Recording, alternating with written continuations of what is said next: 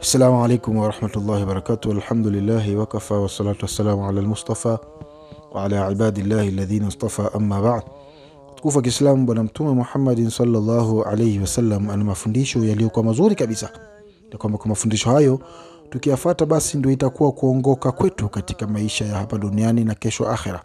Bwana Mtume Muhammad sallallahu alayhi wasallam ametuonyesha ya kwamba hii Ramadhani imegawika katika makundi matatu. Kundi la kwanza ni kundi la rahma, kundi la kuoneana huruma, kundi la kuonewa huruma na Mwenyezi Mungu pia.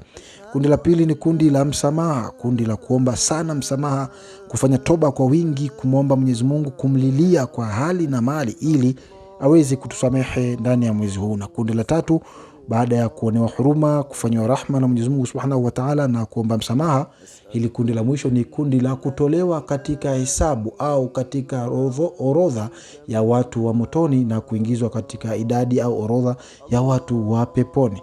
Sasa Bwana Mtume Muhammad sallallahu alaihi wasallam anatufundisha jambo ndani ya kumi hili la kwanza, kumi la rahma, kundi la kuoneana huruma, kundi la kuonewa huruma, akisema kwamba man la yarham la yurham, yoyote asiyewaonea huruma wenziwe basi na yeye hataonewa huruma na Mwenyezi Mungu Subhanahu wa Ta'ala.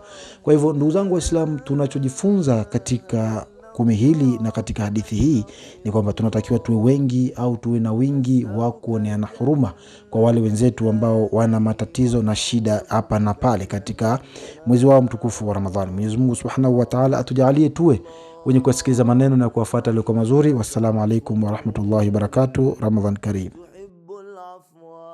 فاعف عنا يا كريم.